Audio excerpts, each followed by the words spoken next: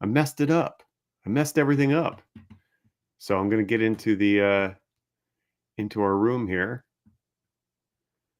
I beat Dom into the room. Now I'm here all by myself. There he is. Hey, what's going on? What's up, buddy? Yeah, I meant to hit the design button, and I caught both of us by surprise, hitting the wrong button and messing it all up. So my bad. Sorry about that. Hey, we're only a year. We're only a year in. We got it all figured out, right? I think we're 2 years in. So 2 years in. so There you so go. it's even worse. Okay, It's there we even go. worse that I did that.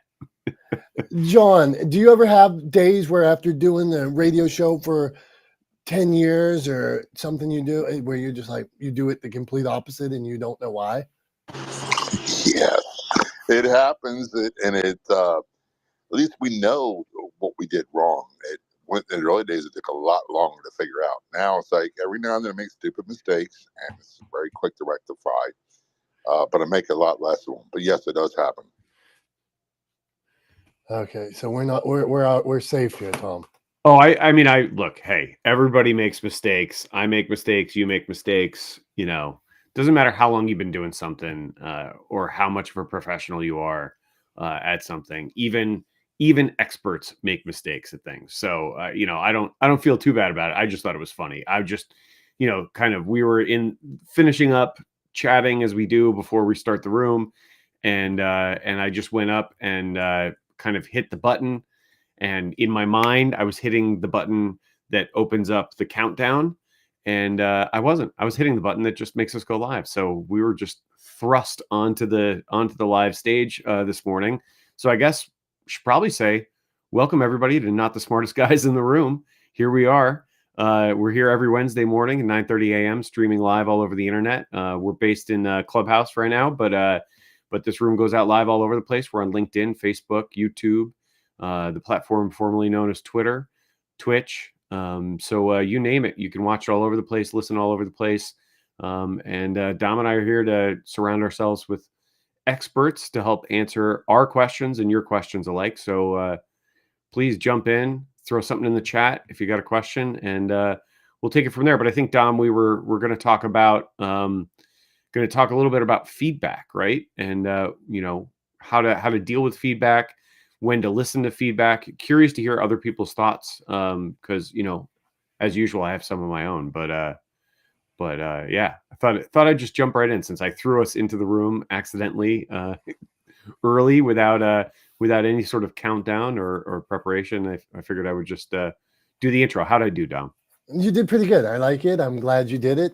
You carry that weight today.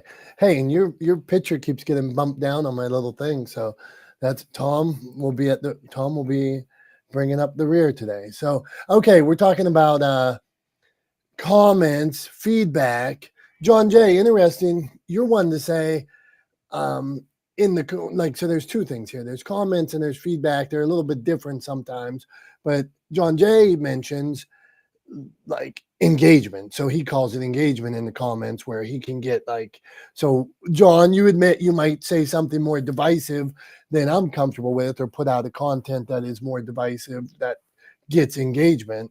So how do you handle the comments when they're like, John, this is the worst piece of garbage you put out, or why would you share this? How do you handle something like that? I don't. I ignore it. I just ignore it. So I don't put out a lot of controversial stuff. I really stick to what my brand's all about. And I'll give you an example. I posted a video of a police canine dog. They're rushing him to the hospital. He got stabbed in the neck. That by far, and it came from Kalamazoo Public Safety, that by far has 400, almost 500,000 reach in the last 2 weeks, and still growing. And I just basically make a short comment and said, let me know your thoughts. And then I ignore it. When it comes to reviews, I ignore those as well, because some are good. You got to throw those out. Some are bad. You got to throw those out. The truth is somewhere in the middle. But if the number one comment I will pay attention to is from our radio syndicator and from radio station feedback, because they're the ones who get me in front of a larger audience. The one thing I would say is, don't make wholesale knee-jerk reactions and changing your content based off what a very small percentage of people say. And look at what's delivering results and do more of that. And those that don't, do less of. That's the only thing I can tell you. As far as social media goes, is about engagement and reach. And the more people to comment, the more people that click an emoticon, the more people to share, the greater it goes. And the cop haters and the trolls, they make negative comments, and some of those I hide, some of those I block, but some are with the what's it called? It's a comment assist tool. If it's got a URL in it, it's a hacker, whatever it is, or certain words, it's automatically hidden. No one sees it. John Jay, man. Moderations Assist is the name of the tool in Facebook. I appreciate your straightforwardness, and you got it. He handles it pretty well, huh, Tom? Yeah, absolutely. I mean, I like that because, at the end of the day, it popped into my head, that old saying, right? Like, which I'm sure we all heard as kids growing up that our parents said to us, right? If you don't have something nice to say, don't say anything at all, right?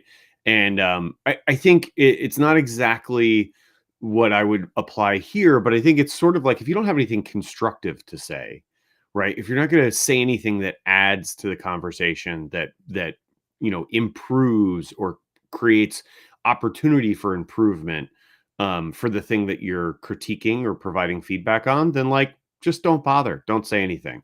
But I think often, what John was kind of hitting on there is a lot of times the people who comment tend to be so self-absorbed that all they're really doing is letting you know that they as an individual didn't like one particular thing. And I think John's exactly right that you can't focus on those things. You can't really pay attention to them, because at the end of the day, if you try to make everyone happy, you're only going to succeed in making no one happy, right? And so what you should try to do is make the core audience or your core community happy, right? That you should create content for that core group of people, that audience or that community that you really want to serve. And there's always going to be people that are going to criticize, or going to try to detract, or going to come in and let you know that they didn't like one particular thing you said, or they think you should change this other thing that's been working for you for a long time. And you just have to let them go. I mean, it's just people are going to criticize stuff. They're going to hate on things, and you just have to, you can't let it get under your skin. Right. So I think there is valuable feedback that you can get from an audience, but all of that sort of like targeted criticism and I didn't like this and I didn't like that, I think I agree with John. A lot of times you just ignore it. All right, we're getting somewhere here. Mr. Brian P. Swift, how do you handle feedback? And me and Brian had a conversation the other day about something, and Brian said, no, whatever Dom, when you say it, I know it's out of love, so have at it, and okay, that's an angle. Go on. How do you handle feedback, Brian? Well, one, I think it depends on who's giving it. There are people in our lives that we really respect and care about, and we value their feedback, no matter if it's good, bad, or ugly. So I think it would behoove people to listen to those people that care and give you constructive feedback. As for other people, it's just noise, kind of like John and Tom said. It's noise, and you just let it roll over you and move on, because you don't have time for certain things, and you only have so much energy. But for those people in our lives that we really value and respect, I think you have to listen to it. And I mean, at this time in all our lives, I think, getting tough feedback is not new to us, and you just take a deep breath. And to me, it gives you a chance to really look from the perspective of somebody else, which is important, because we're too close to the forest sometimes to see the trees and what we're doing. So having somebody like John say, well, you need to watch, you need to have better clock, watch your clock, and you need to do this. And, when it comes to podcasting, holds a lot of weight with it. And same thing with you, Dom. You talked about some of my videos and you were dead on. And that's how you get better. If you're serious about getting better, then you take the feedback from those people that you hold in your life to have value. I'm complete. Thanks, Mr. Swift. What do you think about this idea? And I'll hit you on it first, Brian. Sometimes I might have got feedback, or I might still get feedback that hurts, right? Because it's so close. It hits so hard. It's something I know I'm working on, or I'm not quite there yet. And somebody calls you out on it. How do you handle that? Where I know over the years, I've overreacted at times when people were like, "Hey, Dominick, you're saying this, but you're still working for the man and you're telling people to go for it," or something like that. I was like, "Well, I'm using benchmarks and metrics and I'm not there yet." I remember being so fired up about it. I regret it because they just hit too close to home. What do you think, Brian? I mean, we all have to take that deep breath and kind of suck it up, because we're not perfect. It's about, as I've said, it's not about perfection. It's about progress. And, I get mad at myself. I use my own name sometimes, when I'm talking to myself, because, and there's a mental strategy to that. So I use my name, and, it's hard when you get pissed at yourself, right? I mean, especially when somebody's right. I don't get mad at them. I get pissed at me when they're right about something that maybe they've called you out on. And I just look at it as, an opportunity I'll take a deep breath and then, work through it in my head. And I think sometimes the best thing to do is say, "You're right. You're right. I'm working on it. I'm not perfect."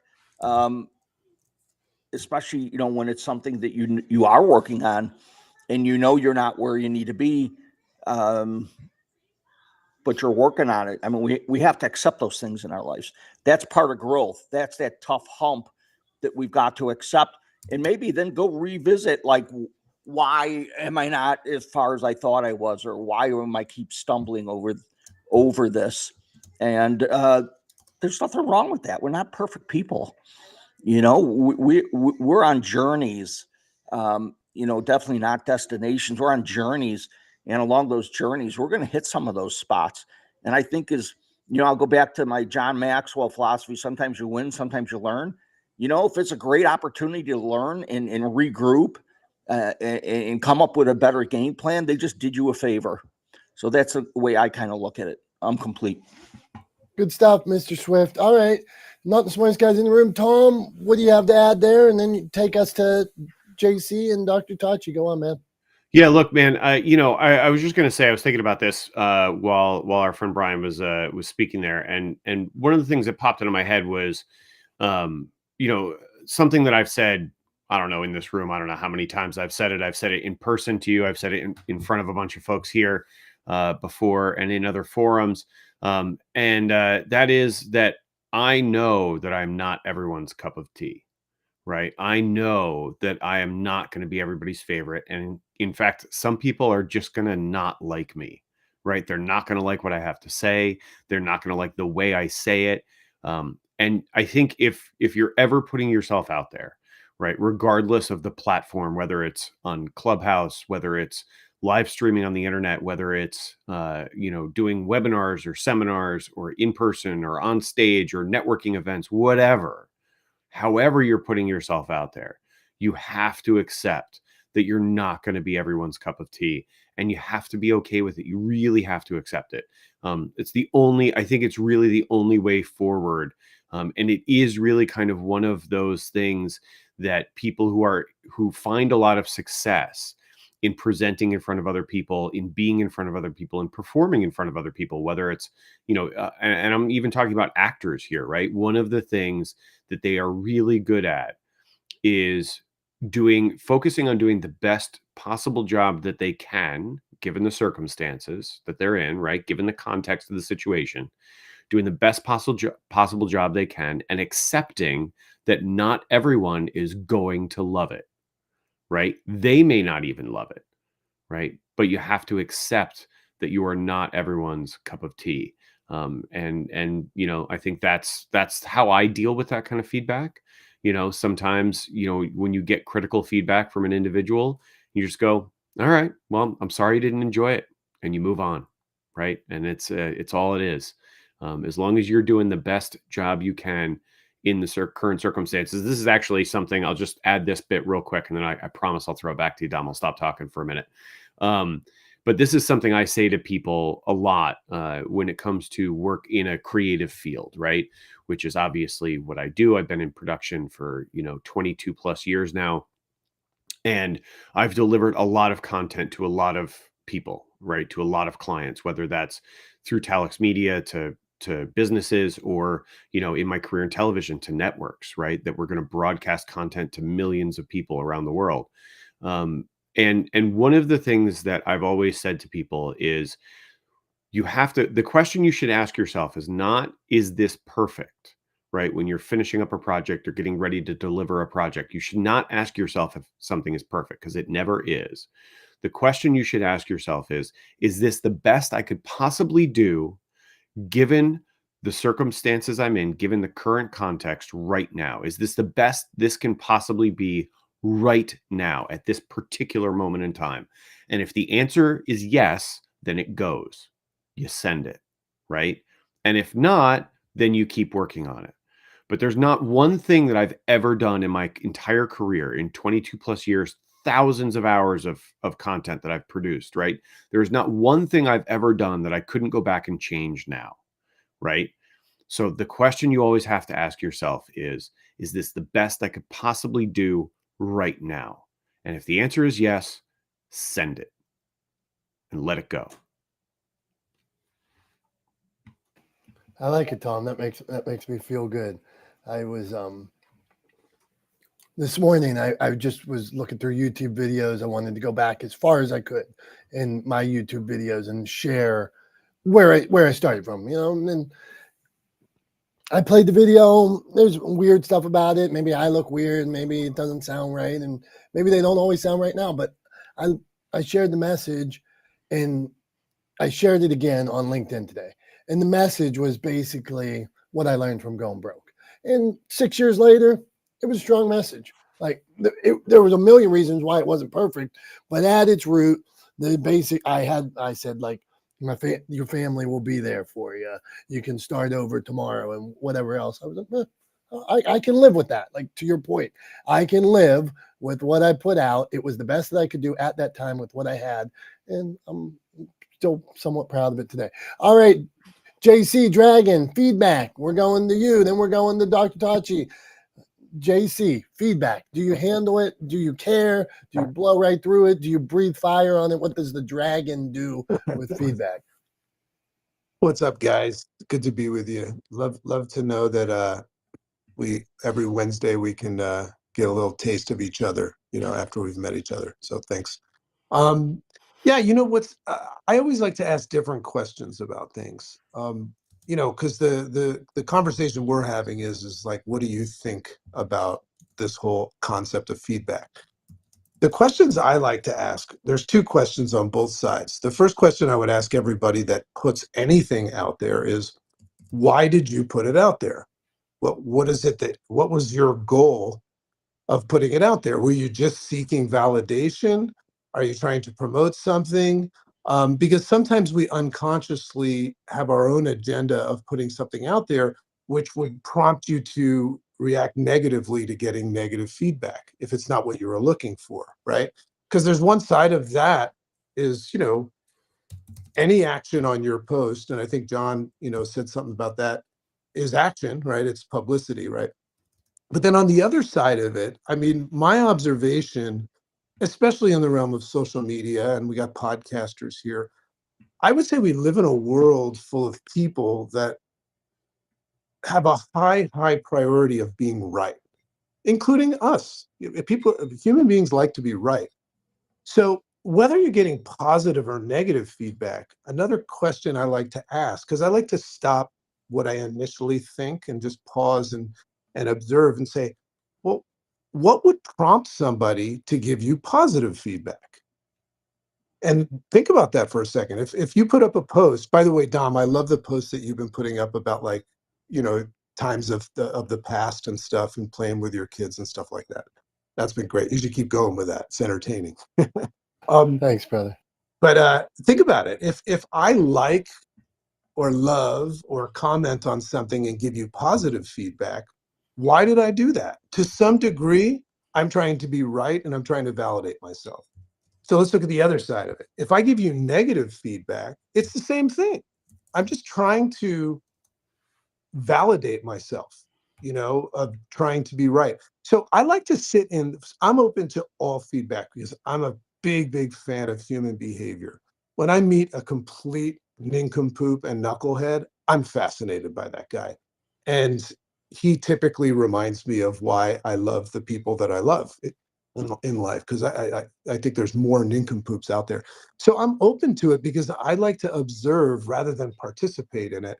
I like all feedback because I think that it's interesting to see what your content provokes or evokes in people. You know what I mean? Like, I've never put up a post. Like, if I have a viral post, I mean, 100% less positive feedback than negative feedback. So I'm aware of that. So I guess that's what it is. If you're going to play the game, you have to recognize, like Tom said, that this is part of it. But I think all feedback is positive. And I like to just observe it. And sometimes I do love to take the stance of saying, like, if somebody gives me some shit, I love to say, hey, thanks so much for that feedback. What can I do to improve it? And then what you'll notice is that's not what they want. They just want to give you shit. So that's another thing, is negative feedback really doesn't have a lot of validity. Because if I wanted to give any of you here a critique that might come off negative, I will first ask for permission. If I just give it to you, I'm just trying to, like, stir the pot. You know what I'm saying? So if somebody's out there just giving negative feedback, that's probably not somebody I want to be around anyway. So anyway, long-winded. Okay, so let me double back on that. When somebody gives you the feedback, let's say if they said, JC, Tom, I don't understand why you guys wear hats. You should not wear hats because your heads are perfectly shaped and you've got the best looking heads in the world. It doesn't make any sense. So do you look at that and how do you know if that has merit, or maybe my head is perfectly shaped? Perfect example. So the first thing I would do if somebody said that is I would probably just go, and think about it a little bit, and stop my knee-jerk reaction to it that I might want to defend or explain why I wear a hat, and rather ask, I wonder why they asked that for me. And that would give me the opportunity to say, do you not like hats? Or what do you think? Do you think I should wear a hat or not? Just to have a conversation. And very often, like I said before, they don't typically want to, if somebody gives you a negative comment, they're not looking for a conversation. They're just looking to raise themselves up by putting you down. So I like to play in that playground and say, do you think I should not wear a hat? Because I'll do that if you want. The old me would be like, hey, F you, I'll do whatever the hell I want, take it or leave it. So I just look at those people like they're like cartoons. They never really want to get into a conversation. They just want to, like, fart in the room and leave. You know what I mean? They're not interested in actual context. So I like to play that game and say, what would you have me do? Right? And they never have any constructive criticism. So I think it's fun. I gamify it. Interesting approach, JC. I mean, I'll just share what I do, because I take a different approach, right? So different strokes for different folks. But here's what I do when somebody asks me why I wear a hat all the time, why they always see me with my hat on. The explanation is really straightforward. I wear a hat all the time because when I started my company, when I left the entertainment industry and started my company, I decided when I created my logo, I decided that I should rep my brand, right? That if I wasn't proud enough to represent my brand, right, and my logo, then I could never expect anyone else to be proud of my brand or my logo, right? If I didn't sort of lead by example, if I didn't set that charge, it wasn't reasonable for me to expect other people to be excited about Talex Media if I wasn't excited about Talex Media. And so what I did was I made a logo. I had the logo made into patches, and I put a patch on a hat, and I put the hat on my head. And honestly, before 2018, really, I'd never really worn a hat regularly. I didn't really like wearing hats. It wasn't my thing. So it was brand new for me. And I did it specifically for that reason, that I felt it was important to represent my brand for other people. The funny thing is often when people ask me that question and I explain that to them, I also tell them, also, I'm bald, and it's a good habit to have in the summer because getting a sunburn on the top of your head is real bad. Trust me, it's a very, very uncomfortable thing to have happen. And also, a lot of bald people end up with skin cancer on top of their heads from sun exposure. So it's also just a good habit to be in as a bald person. I have been told by a lot of people that I have a really good shaped head for being bald. I've been shaving my head since I was 19 years old, 20 years old, since I was 20 years old. So for 25 years, I've been without hair longer than I ever had hair. So I've been bald for a very long time. I'm very comfortable with it.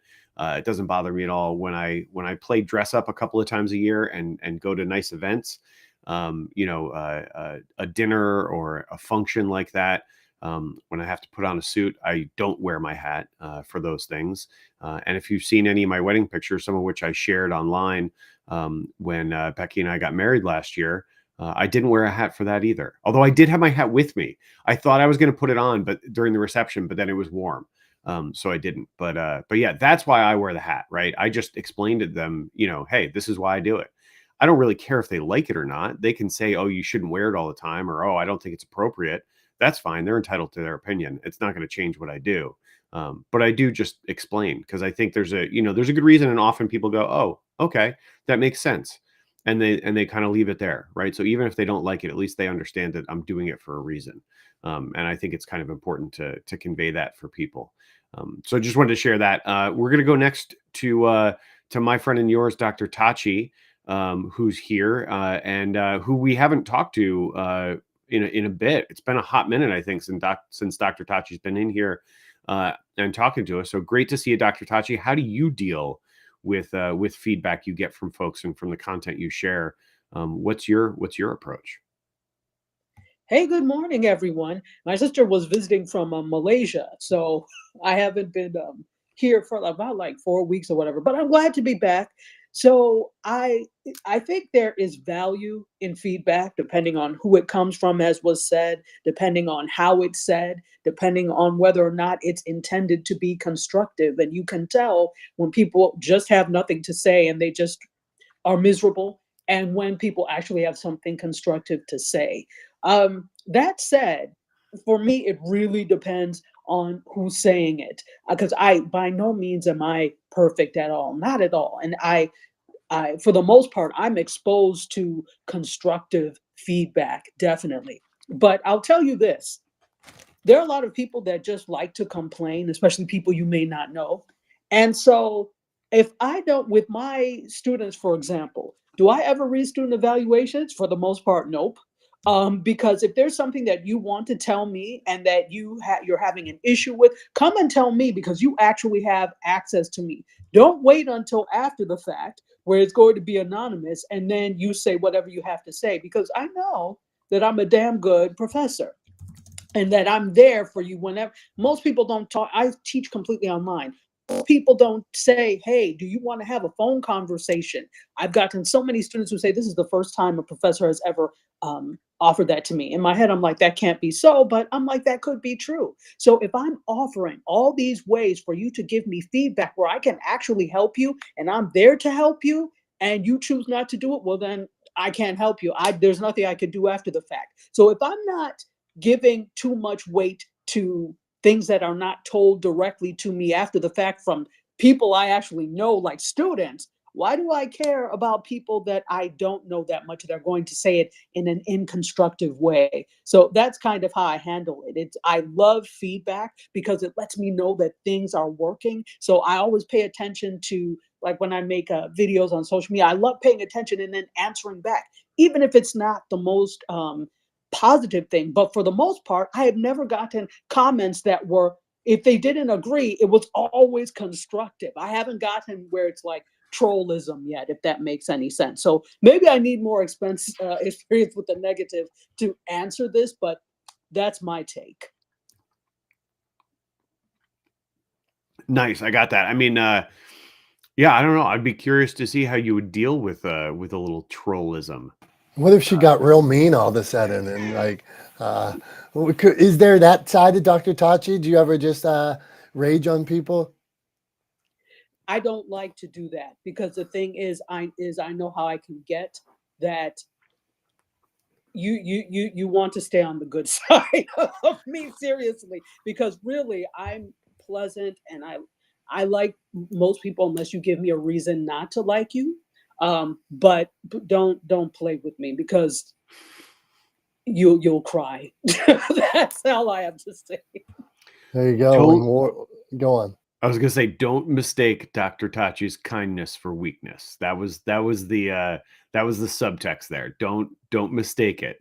Just because Dr. Tachi is a very kind person, don't try to take advantage, because she'll let you know.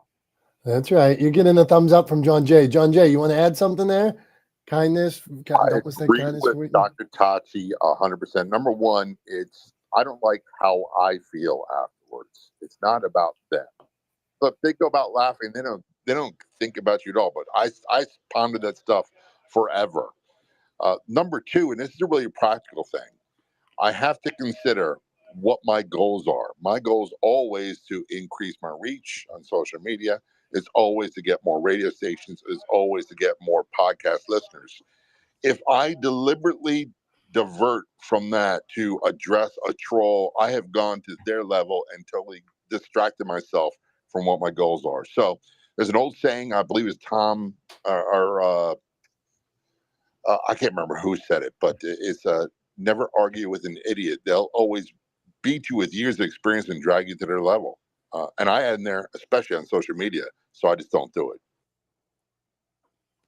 May I add something really quickly? Please. I think that for me, there are a lot of people who they're not necessarily into what I do and talk about anyway. There's a level of no, you don't even really have to have understanding because I try to break things down about media and tech. So I mean, I remember one time back in the Periscope days, somebody came in there trying to troll, and I engaged him like, "Hey, well, is there anything you'd like to say about such and such?" He was like, "Oh, no, that's okay. Have a nice day." So it's not fun because I've acknowledged you, but also I always say this. I think what I talk about is not necessarily troll worthy per se. So that's probably why I don't get a whole bunch. Right on, Dr. Tachi. I'm in the world of motivation and inspiration. So sometimes you'll hear somebody, oh, this is corny, this is BS, this guy's fake, this is so cheesy. And I just, for me, motivation and inspiration could be that the sun came up today, that your heart's beating, that you hugged your mom, that you held the door for somebody. Like anybody that hates on that kind of concept, I'm like, we're not forcing you to, I worked at Yellow Book at one point selling Yellow Page ads. And at one point we would get together and everybody would say, they'd yell team. And we'd have to say, together, everyone achieves more. And then they'd yell, big hit. And we'd have to say, home run, big hit, home run. I'm not talking about that kind of motivation. If that's what you need, sure. But I'm just saying, hey, maybe there's things we can do to have a better tomorrow. So when people come down on me sometimes for, you don't have to, I'll tell my friends and stuff, you can mute me, please, feel free. Mute me if the motivation, you don't have to follow these pages. But we are going to try to put out just positive stuff every day as much as we can. Go on, Tom. I see you like big hit home run. Big hit home run. Yeah. I was gonna say, I don't think the stuff that you share is cheesy, but that is cheesy. That is like cornball cheese, like I mean, silly, like like middle school. Like we're all gonna go on a field trip and do some like group exercise together, kind of stuff, right? Like that's cheesy. The big hit home run thing, like the call and repeats. I mean, come on. That's corny. So when I sold Yellow Pages, and Kelsey, come on back up. We're going to get to Beth and you if you want to jump in here. But when I sold Yellow Pages, at one point, my office was 72 miles from my home, and we had to go there every morning and have meetings, and then we would go to our territory, and my territory was another half hour away. And they found such value in getting together to say big hit home run and all this, that I would get to my territory at like 11 o'clock, and I would be like, don't you think I should have been there 3 hours earlier, because this is sales and it's based on numbers? But they thought we needed to get together and chant and cheer and stuff like that. Okay, let's go. Go on. I have one more question. We're going to get to Beth. Go on, Tom. What just one thing I wanted to say real quick. It was Mark Twain, that quote, never argue with an idiot. They'll drag you down to their level and beat you through experience. Right. Yeah. Mark Twain. Just when I get that real fast, I get flagged the most on like my Motivation Champs pages on quotes attributed to the wrong person. So we might share, like, let's say it's a picture of Jim Carrey and it says that quote from Mark Twain, or it's Margaret Thatcher, and it's just, we share it. And then all of a sudden Facebook will say that quote is not attributed to that person. It's actually this person. I don't know. I'm just sharing something, sorry, I'm going to use JC. I'm just sharing something JC shared that I thought was motivational, so we get the hate. Hey, quick, before we go to Beth, I have a quick question here. Any of my TikTokers here, are you using personal accounts or commercial accounts? Anybody have an answer there? Personal, okay. Dr. Tachi, how come? Because I don't really use TikTok enough to warrant me going the whole business account thing. I'm not as I shouldn't say I don't use it. I'm not as focused. So I just never did. I just kept it personal. Plus, I think that, for example, with music, if you're using, if you have a business account, you're not going to be able to use certain popular songs, etc. So that's another reason. But the biggest thing is I just am not as focused on it. You're correct with that music thing. I switched mine about 2 years ago to commercial and business account. I don't know why I did it. I just thought, I should do this, and I'm not trying to monetize it in any way, but it does seem to limit me on some in some capacity. So I'm just wondering, and you can switch it back, but I've never switched it back. So anybody else have any thoughts on that? I need personal help here. I'm laying. Got it? No, nobody on my TikTok. All right. I had to. Sorry. I had to go look, but I don't really spend a lot of time on TikTok other than, doing the scroll. But I don't really post a lot on TikTok. So I'm not like trying to gain a following there or like grow an audience. So I don't have any useful feedback, but my account's not a business account. And I think it's just because when you have to like go through a process to register as a business account, you have to like put in your EIN and like a bunch of stuff, if I remember correctly. And I think what it was when I clicked on the business thing and it started putting me through that process, I was like, I'm bored already, I'm out. And I just stopped doing it because I just didn't care. So that was it for me. Like, if that helps at all. Okay, so here I'm just gonna. So I have two. We have a Bikes and Hikes account, and then I have a Motivation Champs account. The Bikes and Hikes is just personal, and then my Motivation Champs, I moved it over to business. I have a ton more followers on the business page, but I think the views are what would we call that? Cautioned, or I see them like on the bikes and hikes, the views are 10 times more with a third of the followers. So I'm trying to understand the metrics there, and that's why I think something's up, but I wondered if anybody had any thoughts. All right, we'll continue rather than my one-off thoughts on something. Hey, Phil Hill, I applied to Amazon influencers again. Phil said, just keep applying. They denied me again. I'm going to, Phil said, well, apply again. Okay. So I'm gonna keep applying. That was, and try, because I think there would be value in saying, hey, this is, this is cool. This is something I use. So I'm trying. Phil, Dr. Chachi, why the wow face? And Phil, a wow face too. I wonder why they would deny you for the Amazon influencers program. Yeah, Amazon influencers where you make the videos, and they're making you put in. You cannot do it, Phil. That's what we need, Phil. They're making you do it from personal, or not from a personal page, from a business page. I think because is that right, Phil? Phil, answer. You're up on stage now. Our Amazon influencer expert. What do you got? Oh, yeah, there we go. Hey, so yeah, Dominic. Most of the people I know that get approved in the program, they I believe that their page needs to be like either public figure or a business page. Mine is listed as a public figure, and so that's one of the things.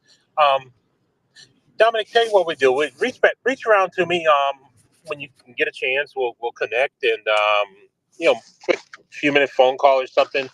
Talk through how you have tried it and see if there's any small tip or something that I might recognize that will help you in your reapplies. You'll get in. It's All right, yeah, keep trying. I think there's value. Basically, and sorry to I'm one off and like crazy here. I just asked me a question. It says connect any of these 4 accounts, and it's like TikTok, my Facebook business page, an Instagram page, or YouTube. I connect one, it says no. I connect another one, says no. So, all right, Phil, hold on, don't go away. We're going to ask you about how you deal with feedback. Beth, Yep. Feedback coming your way. Do you handle it, or does it make you cringe? What do? Do you hide under your pillow? Oh, Dom, Tom, John, Brian, Dragon, Doctor, Phil, everybody else. I'm still just cracking up about the hat thing because I was looking at the stage and I'm like, oh shit, there's 5 of us with hats on. But yeah, no, feedback. Man, if you are a parent, you have some thick skin if you ever have to do Thanksgiving dinner with a baby and you have the cousin sitting at the table with you that's like 18 years old, hasn't had a kid, but going to tell you everything, every single thing you need to know about raising that child. And you sit there and you just shake your head and say, thank you for the input. Thank you, thank you, thank you. And that's usually my route of feedback is thank you. But you don't do this. You don't have a kid or you're not in real estate. Why are you going to tell me? But then I step back a tiny bit and I say, you know what? But they're around babies. They buy real estate. Let me hear what they have to say. I want it from the outside. I don't podcast, but I watch a lot of podcasts. And, maybe my feedback would be good or beneficial, that this is that didn't sound good to me.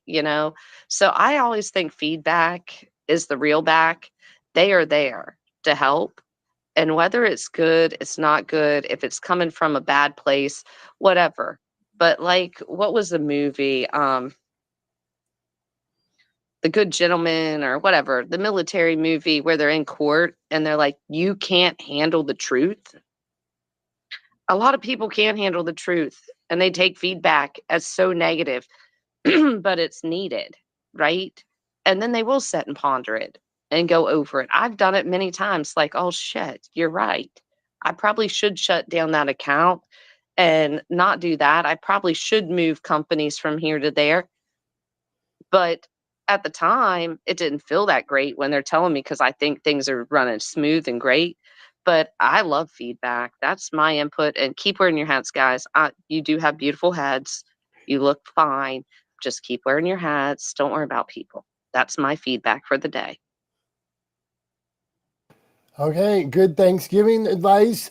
Tom messaged me about Thanksgiving, and I want to be clear, Tom, since you are your wife is pregnant right now. What the phenomenon Beth is describing, and any parents here can, that my children especially like to be the baddest. Over the course of, now my son's 18 and my daughter's 15, they choose to be the baddest when the most people are around, when uncles and aunts are around. That's when they like to push the boundaries as a child and make you look like that you are not a good parent. Is that has anybody experienced that phenomenon? Beth gives 100%. JC, come on, anything? Brian Swift? I know Brian would just elbow. What is that true, Brian? Oh, 100%.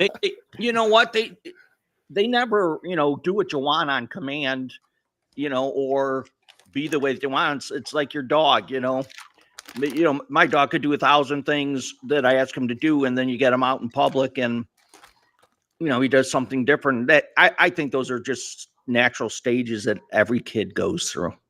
It is what it is. Sometimes, you wonder, are they just testing you? Or is it, whatever it is? But I gotta believe every parent has dealt with that. Okay, the phenomenon is answered. Tom, were you aware of this phenomenon before today? Oh, I believe it. I mean, look, Yeah. I remember when I was a kid. Like, Yeah. it's not like I have no memory of being young, right? Like, I remember when I was a kid. Well, because your parents are distracted. There's 100 things going on. So, like, when there's a big event, like that's when you get to sort of get away with stuff because they can't be paying attention to you as closely as they would be in other circumstances, right? So, like, that's when you get away with stuff.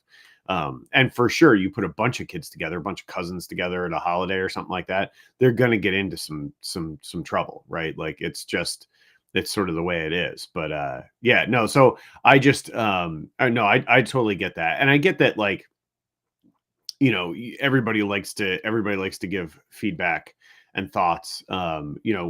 Becky and I've been getting a ton of advice from people, and the advice we take on board.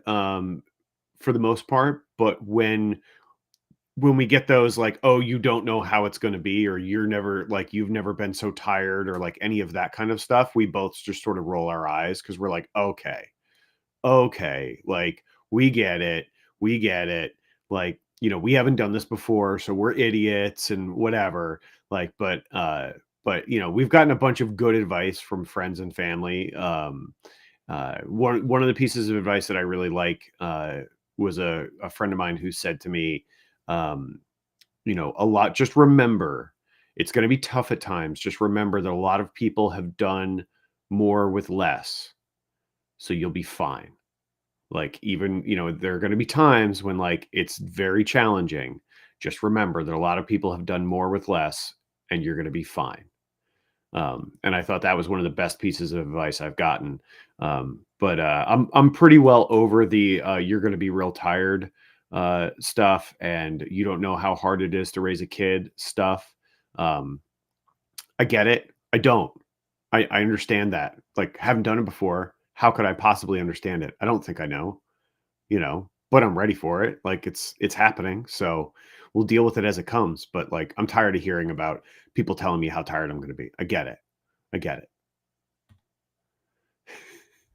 All right, fair, Tom. I would just say, Beth, she's this is her, I'm looking at her little profile picture. It is kids beating her with those rubber those pool things. Yes, this kind of thing will happen. I left a lot of parties there are a lot of parties that I put my son or my daughter over my shoulder and said, we're out of here, when they were screaming, and people would be like, don't leave. Nope, I am not going to handle this.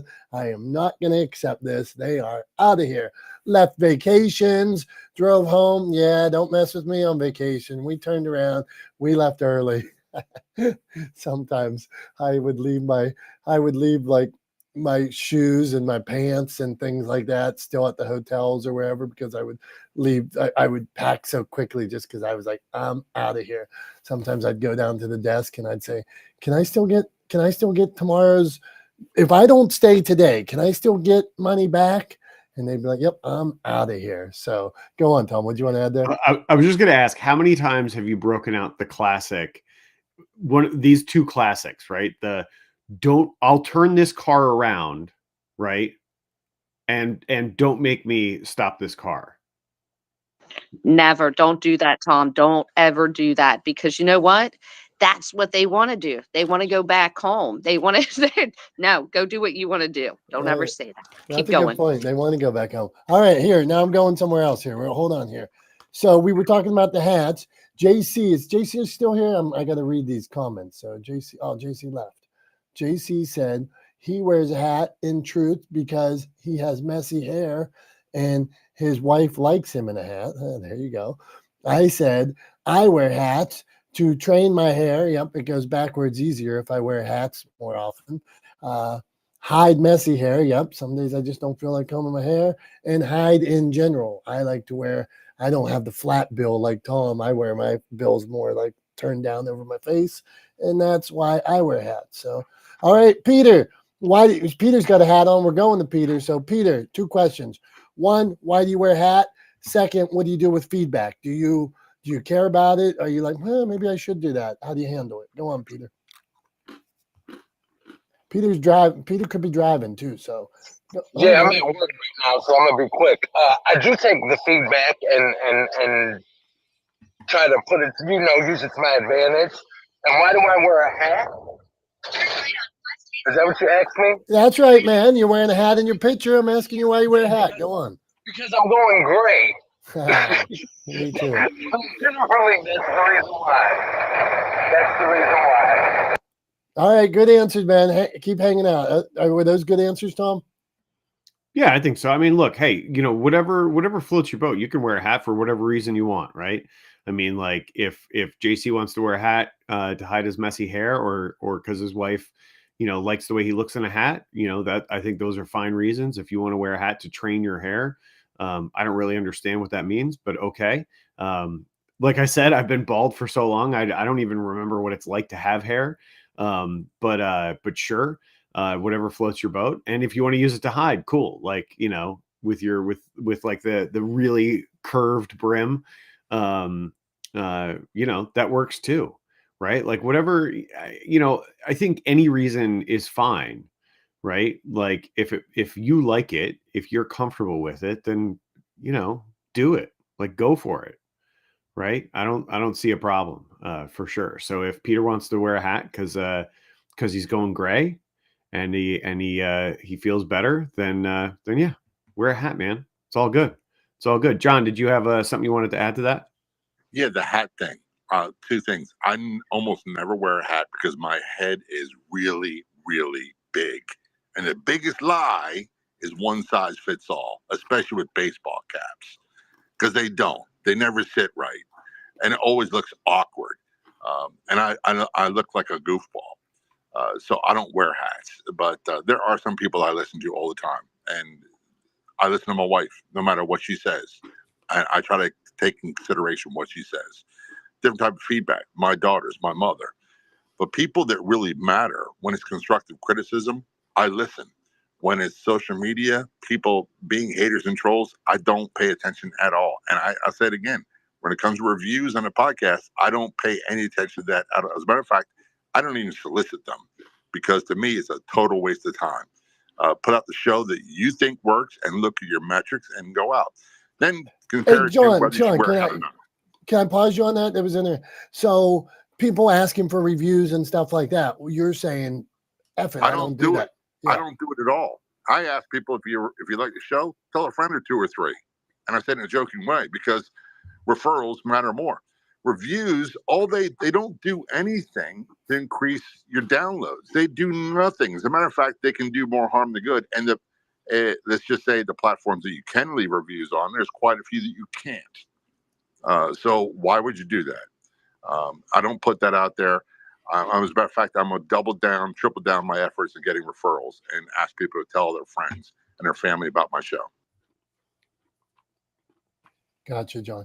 And back to what you said about feedback earlier when you first were talking today, you basically, I felt, were saying if it is a client or a potential client or potential syndicator or something like that, you'll listen to them on their thoughts, but otherwise you aren't. Yeah, people that matter, and Dr. Tachi made a great point. People that depends on where they're coming from.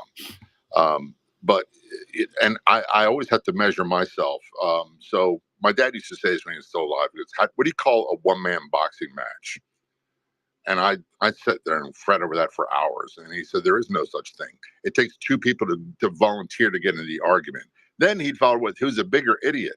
The one who agrees to get in an argument with an idiot, or the one who's an idiot and they don't know it? So I always have a choice to make. Do I get involved or not? And the vast majority of the time is I do not. You got a heart from Beth on that. Beth, you agree with what John's got to say there? Absolutely. 100%. Okay. All right. Here's what we got to do here. We're going show and tell. And then because we're all friends in this room and we haven't done this for a while, I just want to, and I want to know in this room what you want people to check out of yours. If you want to share a link in the comments or something like that, go for it. But so that we know, like, hey, John, watch my show. Here's what it's about. Brian, check out this book or something you're working on that you want to people to check out. Okay, so now show and tell. We do this every week. Not the smartest guys in the room. That's for our live streamers. So you better get over to the live stream or check out our YouTube page. This is a present that somebody gave me that worked at a landfill.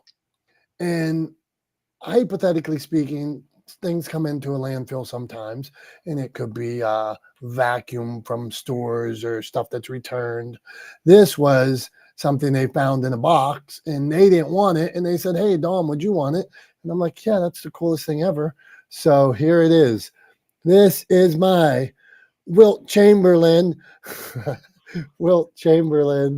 basketball card. Who wouldn't want a Wilt Chamberlain basketball card? The person that gave it to me, he said, here you go, have at it. So Wilt Chamberlain right behind me. Come on. Wilt's 30,000 points, 7-1. Come on. I had one of my authors had a friend who was Wilt Chamberlain's roommate in college. How weird is that? So, okay, Wilt Chamberlain card that came from a landfill. What do you think, Tom? I like it.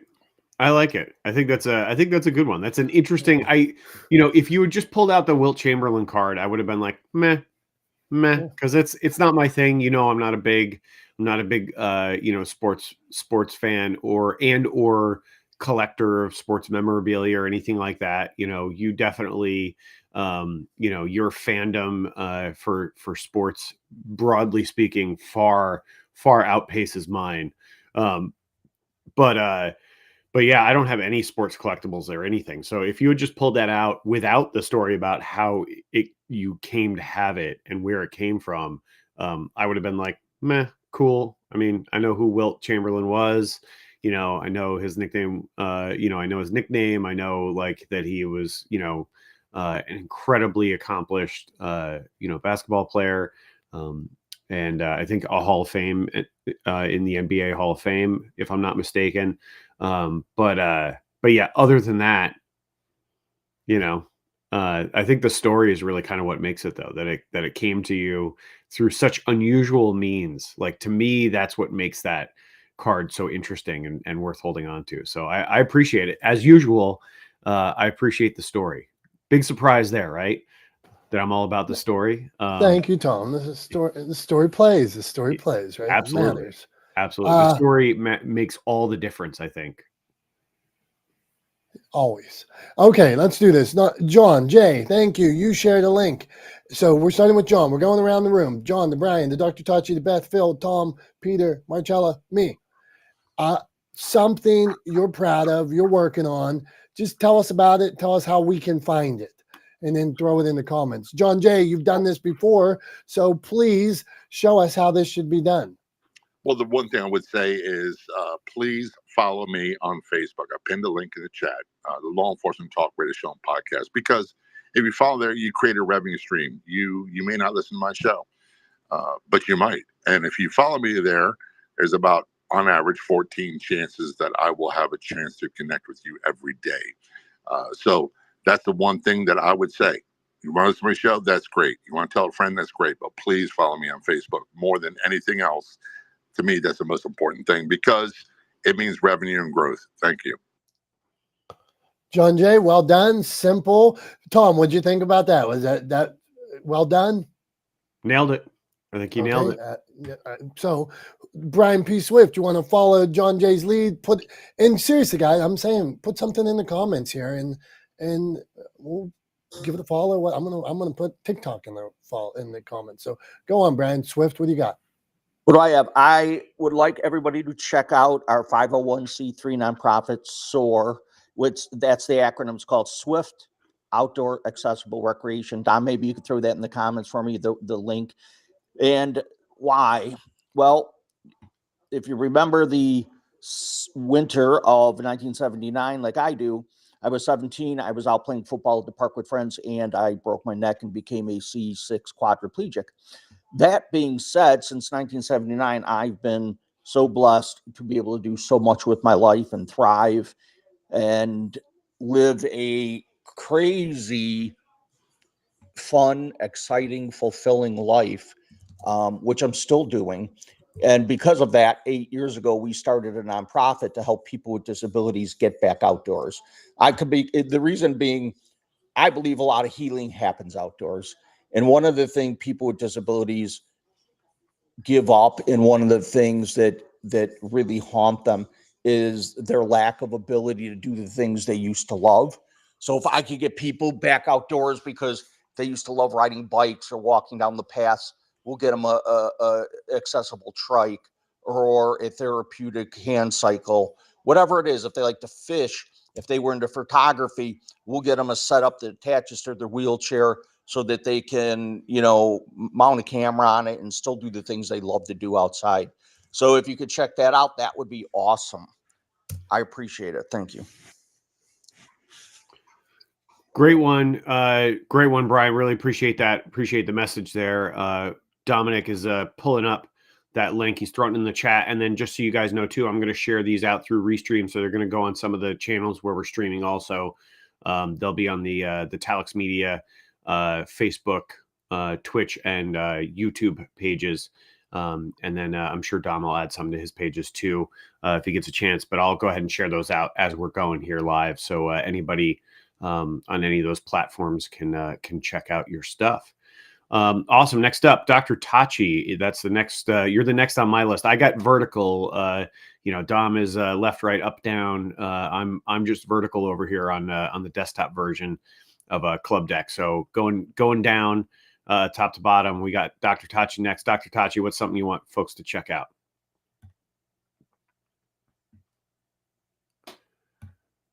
Guess Dr. Tachi has stepped away for a minute. So let's go to Beth next. Then Beth, you're up. What do you got going on that you want folks to check out? Well, yeah, you can find me on Facebook, Beth Hessian Realtor page. Go in there, like John said, like it, look at it. I'm not that active, but I am participating more and more. But I did, John, just for you, change my PTR to my husband's badge from the inauguration of Bush and Cheney, the 65th president of the United States, when he was doing detail there, just to give you a little police stuff going on. Thank you, Beth. Okay, so then we go, Dr. Tachi. When you hear us flash, and we're gonna make sure you get a turn here. So Phil Hill, man, Phil, what are we going to? Something you're proud of that you'd like us to check out? What's that, my friend? Hey, so I put it in the chat. It's philhill.live. I'm just excited that in the last month and a half or so, I've had a chance to be on the greatest law enforcement talk show and podcast in the world with the John J. Wiley Experience. That was fun. I was a guest there, and I'm so grateful that I had the opportunity. And I really think it's making a difference in so many ways. I'm just seeing clicks in, even though it wasn't a sales thing. Thank you, John. We've talked about a lot of things. Took me in a direction I didn't even realize, and yet I'll be honest, I saw it pop in people clicking on my Amazon pages. Okay. But first of all, I was just happy to share my story. John helped me find a new story. So with that being said, I still have a podcast coming out soon on security cameras, crime, and how to, basically a DIY experience and how to buy security cameras. But I also experienced with John. Now, I really feel like if I did a second podcast, which I think I will, it's going to be one on caregiving men, or men who are caregivers. And that one is going to strike a little different for me. And I feel like I'm just called to do it. So there's a spot in my link tree for the show that I was on with John. And there's also a spot there for my podcast. And if you stay on that link tree, you'll click it and eventually you'll see the podcast pop up there in my link tree, whichever one or two I might have. I appreciate all of you guys. Oh, and Tom, for a grandfather who watched 4 hours of Bluey yesterday while laying on the floor in the tent that we made of blankets just to keep the kids busy while my daughter got her work done at home. Check it out. It might give you a few thoughts, but keep in mind that's some Australian stuff going on up there. They do things a little different on the parenting side, but you'll get a kick out of it. Phil, thank you. And this Bluey keeps coming up. I've never watched Bluey. Has anybody here watched Bluey? I think we might have. No, but I know what it is. It's my neighbor has a 2-year-old and carries this Bluey toy all around. So it's a kid show that is really catching on now, and if you remember as a parent, our kids went through those stages where they watched one show ad nauseum, and you could recite it by then. So that's what Bluey's going to kind of becoming, that one show that kids just really like. So that's what that is. My partner I do bikes and hikes with says Bluey is incredibly written, and says that the kids are watching it for one thing, and he'll be almost in tears over he might be cheesy like me, over the storyline of what's going on there. So I'm hearing impressive things. Go on, Phil. Hey, Dom. In a nutshell, it's a family of mom, dad, and a couple of dog puppies and other dogs in the community, but they're like people dogs, and they talk and act like regular people, Australian style.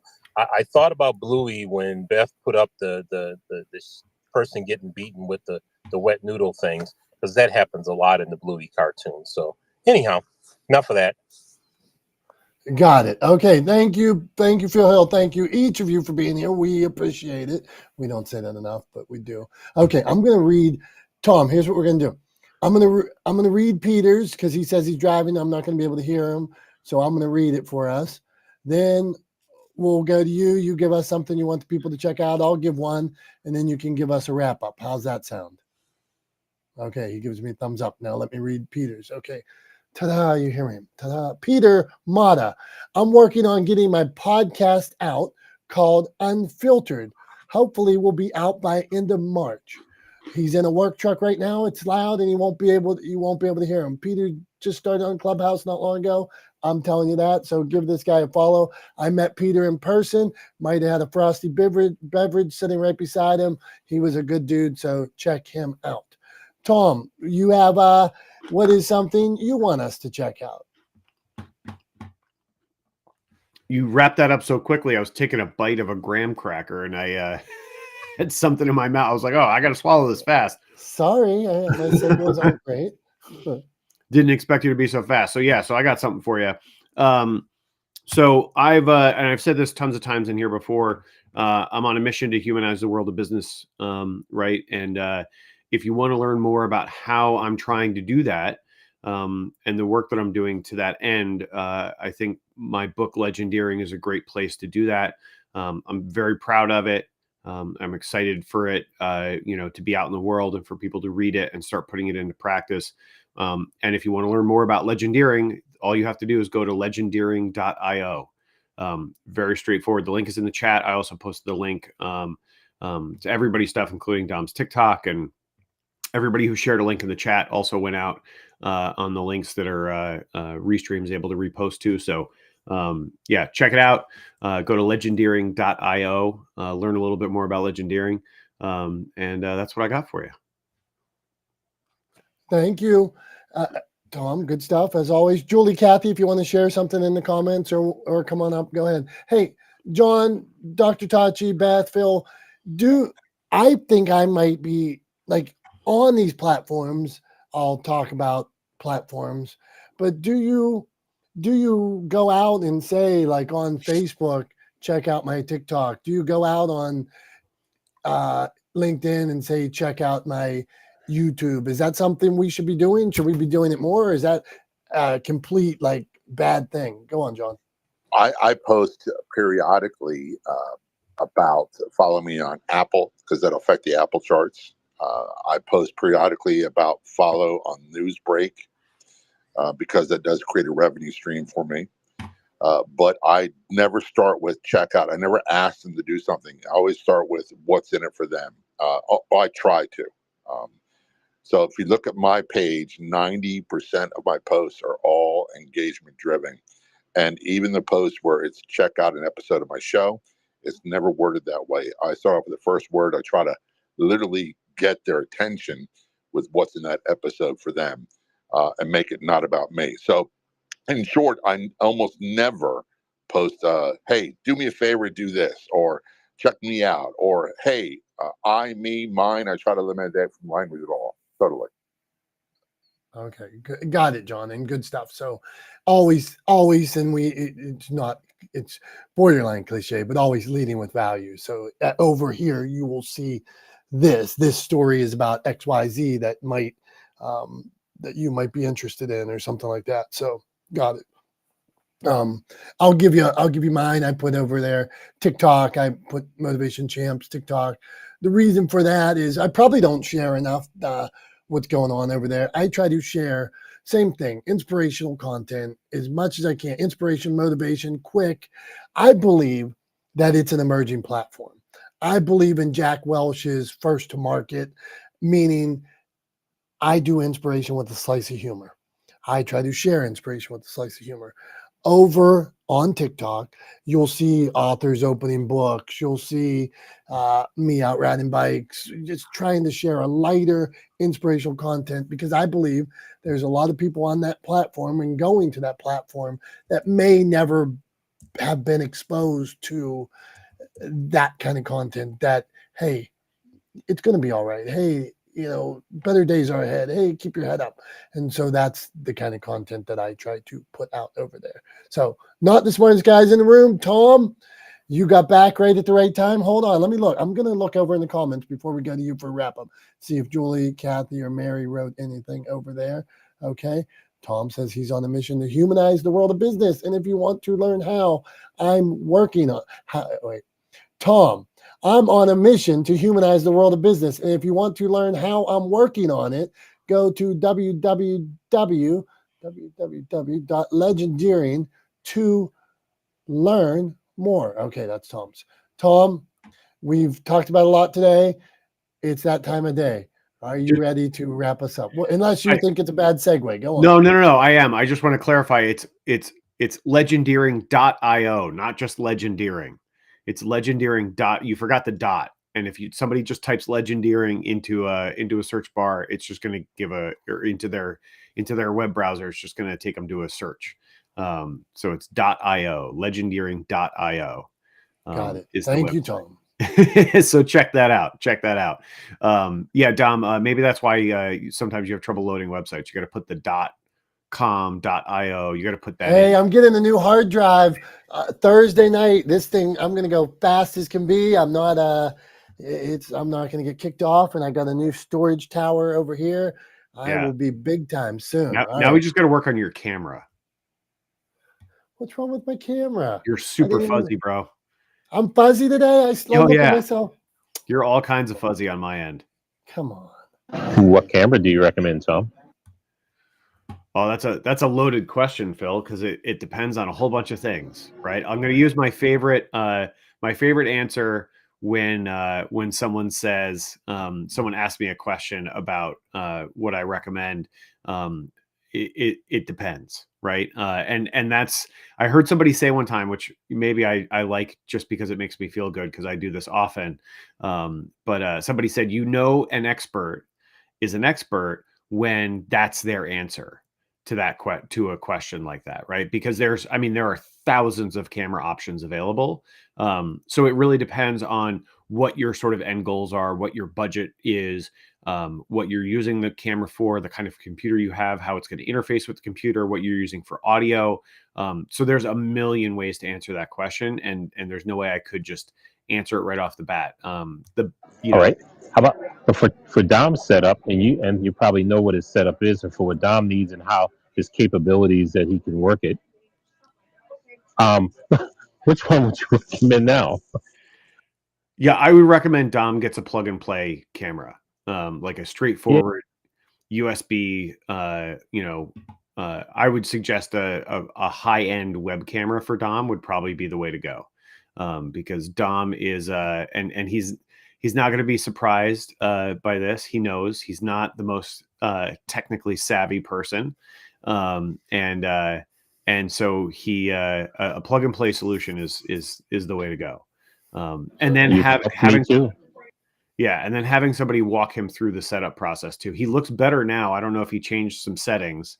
I didn't change anything. I changed nothing. I almost want to show you I almost want to switch cameras and hold this camera up so you guys can look at it. But I know as soon as I do that, it's never going to come back on. You're probably not. Yeah, we're probably going to lose your video, and it's going to turn into a whole thing because who knows if you know how to switch cameras.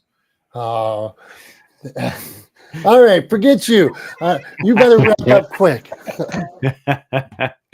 All right. So, but hey, I'm like you, Dom. Remember what Brian said earlier. If it's coming from me, it's coming from a place of love. So, there you go.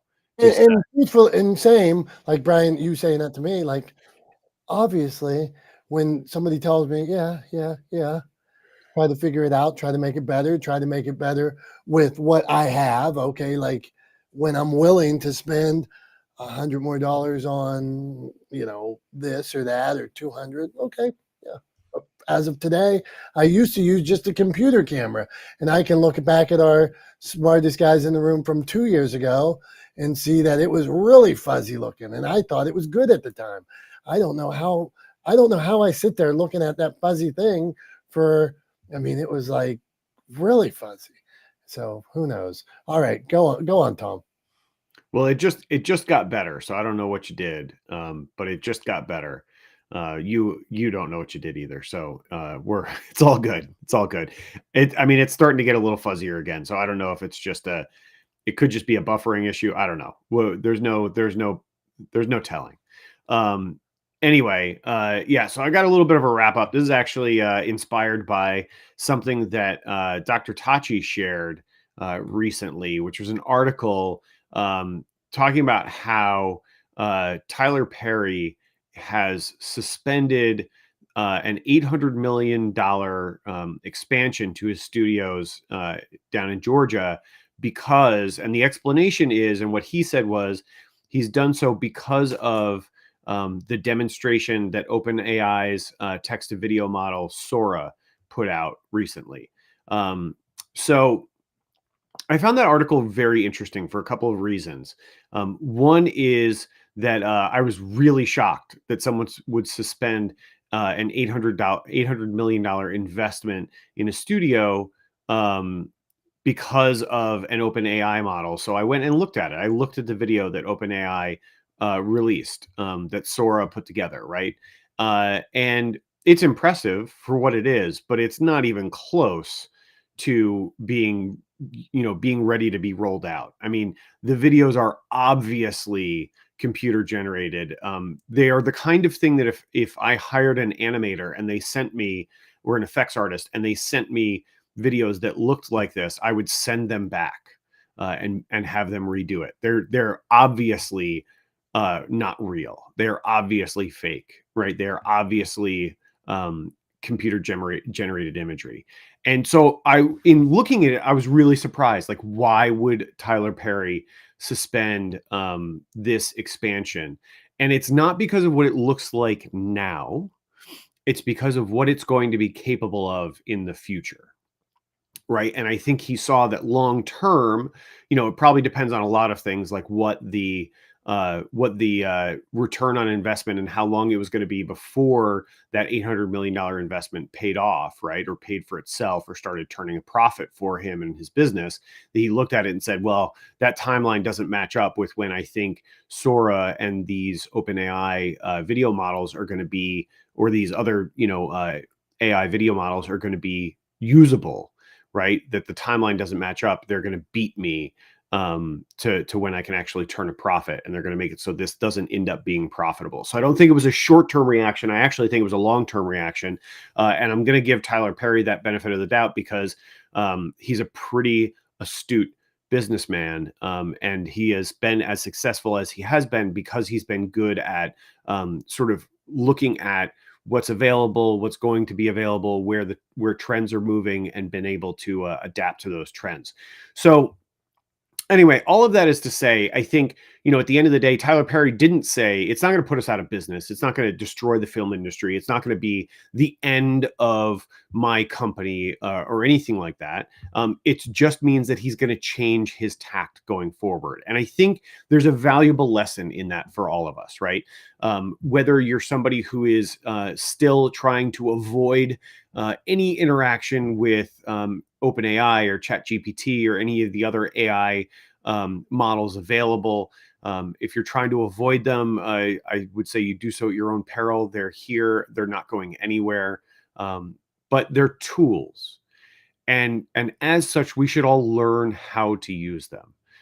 And that's something that I've been playing with a little bit. I've found a couple of different models for how to create prompts that generate better results. And I think a lot of times when people are upset with the results they get from AI, whether it's a text generator or image generator, it's because they're not putting in a good prompt. And the way I saw someone describe it to me was, it's a tool. And so when the tool doesn't perform well, whose fault is it? The tool's fault or the user's fault, right? If you're trying to hammer a nail into a piece of wood and you bend the nail over and it doesn't go in straight, are you mad at the hammer, or is it your fault for not using the hammer properly? Right? So same, right? AI, the OpenAI models that we have available to us, ChatGPT, Sora when it becomes available, all of these things, these are tools. They're hammers, right? And so you have to learn how to use them properly in order to get good results with them. So I think I would encourage everyone, it's something I'm doing actively. I would encourage everyone here to start practicing now. Start learning how to use these AI models, these open source models. Start learning how to apply them to your brand and business. Learn how to use these tools to your benefit, because they are not going anywhere. And the only difference between the people who are going to the people that AI is going to put out of business or not are the people who refuse to use it versus the people who embrace it, right, for what it is. So, I think it's just like any other technological innovation. It's a little scary at first, but if you approach it for what it is and give it the opportunity, it can be incredibly beneficial to you. In the same way so many technological innovations have been throughout history. The one that springs to mind right off the top of my head is, think back. I'm guarantee you that at the turn of the 20th century, the early 20th century, there were a lot of people who thought there was no way that this crazy, fragile automobile that always was breaking down everywhere was ever going to replace horses as a way to move things around, right? And move people around. And boy, were they wrong, because how many people do you know ride horses everywhere they go, right? Not very many. So I think the lesson there is it's a tool, embrace it as a tool, use it to your advantage, learn how to use it well. The people who will succeed the most in a world where AI plays a role in the work that we do, especially in creative work, are the people that are best at wielding the tools. So learn how to use the tools, wield the tools available to you, and have fun with it, because learning is fun, right? Don't forget that learning is and can be fun. Don't be afraid, be excited. So that's what I got for you guys today. Wanted to leave that on a positive note, right? Embrace it, have fun with it. Learning can be fun. I love learning. I've been actually having a lot of fun over the last couple of days playing around with ChatGPT and some AI stuff and learning how to use them better. So I would encourage everyone else here to do the same. Thanks everybody for being here with us today. And not the smartest guys in the room. I am Tom for Dom. We appreciate you guys. We love you guys. We'll be here next Wednesday, 9:30 a.m. as per usual. We will see you guys then. And don't forget to check the junkyard for Wilt Chamberlain cards. You never know what you might find in there. All right, guys. Until then, we'll see you next Wednesday. Love you. Thanks. Bye.